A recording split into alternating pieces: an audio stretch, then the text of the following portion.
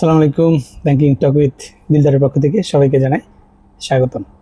আজ কথা বলবো 2026-27 কর বর্ষে করমুক্ত আয় সীমা নিয়ে। কত টাকা পর্যন্ত আপনার কর দিতে হবে না। বাংলাদেশ সরকার 2026-27 এবং 2027-28 কর বর্ষের জন্য ব্যক্তি শ্রেণীর আয়কর কাঠামো পুনর্নির্ধারণ করেছে। সম্প্রতি প্রকাশিত গেজেট অনুযায়ী সাধারণ করদাতাদের জন্য করমুক্ত আয় সীমা নির্ধারণ করা হয়েছে 4 লাখ টাকা। একই সঙ্গে বিভিন্ন বিশেষ শ্রেণীর করদাতাদের জন্য করমুক্ত আয়ের সীমাও বর্ধিত করা হয়েছে। এই পরিবর্তনের ফলে কর ব্যবস্থা আরও সহজ ও জনবান্ধব হবে বলে মনে করছেন সংশ্লিষ্টরা। গেজেট অনুযায়ী সাধারণ ব্যক্তি শ্রেণীর করদাতাদের জন্য আয়করের হার কেমন সে বিষয়টি বলছি।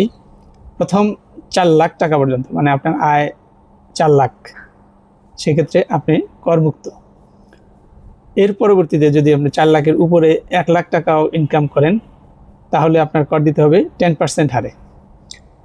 এরপরে আরও 4 লাখ টাকা, মানে আপনি যদি 5 লাখ টাকা ইনকাম করেন, অতিরিক্ত 4 লাখের অতিরিক্ত আরও 5 লাখ, তাহলে হবে 15% হারে আপনাকে কর দিতে হবে।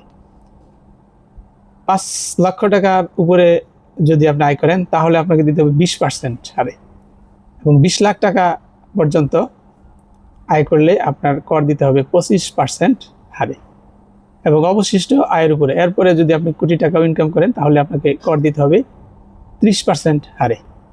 অর্থাৎ করযোগ্য আয় যত বাড়বে ধাপে ধাপে নির্ধারিত হারে কর দিতে হবে। সামাজিক ও মানবিক দিক বিবেচনায় কয়েকটি শ্রেণীর করদাতার জন্য অতিরিক্ত কর সুবিধা রাখা হয়েছে। যেমন নারী করদাতা ও 65 বছর বা তদূর্ধ্ব করদাতা 4,50,000 টাকা পর্যন্ত করমুক্ত। তৃতীয় লিঙ্গের করদাতা ও প্রতিবন্ধী ব্যক্তি 5,25,000 টাকা পর্যন্ত।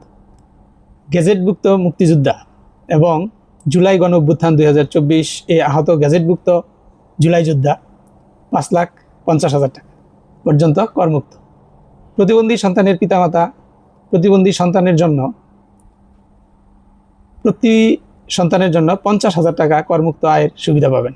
অর্থাৎ একজনের যদি 2টি সন্তান প্রতিবন্ধী থাকে তাহলে 1 লাখ টাকা করমুক্ত থাকার সুবিধা পাবেন। নতুন আয়কর কাঠামোর কারণে মানুষের কি সুবিধা বা অসুবিধা? করমুক্ত আয় সীমা 4 লাখ টাকায় উন্নীত হওয়ায় নিম্ন ও মধ্যম আয়ের অনেক মানুষ আয়কর দেওয়ার বাধ্যবাধকতা থেকে মুক্ত থাকবেন। অন্যদিকে যাদের আয় করমুক্ত সীমার বেশি তাদের ক্ষেত্রেও ধাপে ধাপে কর আরোপ হওয়ায় করের চাপ তুলনামূলকভাবে ভারসাম্যপূর্ণ হবে। সরকারের লক্ষ্য হলো করবান্ধব পরিবেশ তৈরি করা এবং স্বেচ্ছায় কর প্রদানের মানুষকে আরও উৎসাহিত করা।